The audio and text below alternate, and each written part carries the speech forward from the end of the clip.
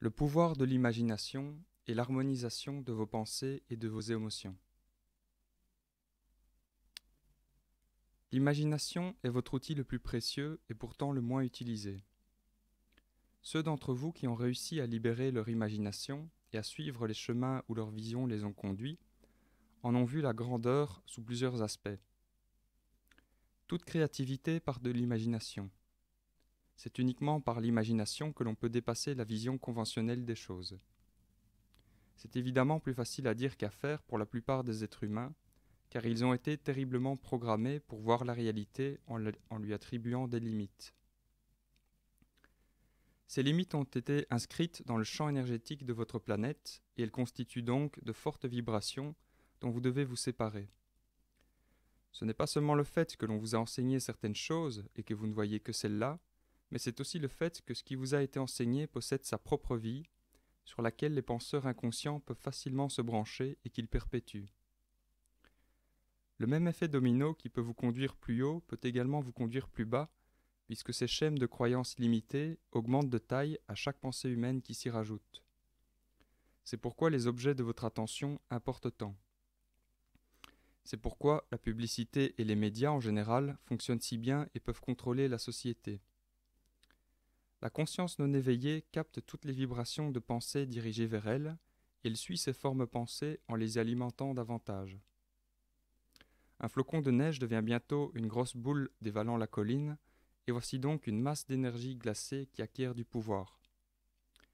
La seule façon d'interrompre ce mouvement, c'est de vous protéger des apports indésirables et d'utiliser votre imagination pour donner au flocon de neige une nouvelle signification et une nouvelle fonction.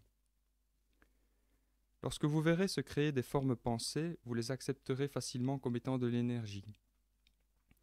Vous sentirez la vibration qu'elles émettent et vous percevrez ce qu'elles créent. Vous possédez tous cette aptitude et vous pouvez la développer en utilisant votre imagination et vos sentiments comme guide. Les pensées et les imaginations sont des formes énergétiques possédant leur propre mouvement. La vivacité d'une pensée est déterminée par l'intensité de l'émotion qui l'anime. Si une pensée est alimentée par des émotions subtiles, elle se déplace doucement et rapidement vers sa destinée créatrice, à une vitesse égale à son intensité. Rien ne gêne son mouvement dans l'espace-temps. Si une pensée est alimentée par des émotions denses, elle empêche le mouvement et elle maintient le penseur où il est. Ou bien, si la négativité est forte, elle attire un événement apparemment indépendant qui se trouve sur la même longueur d'onde. Autrement dit, on obtient ce que l'on pense.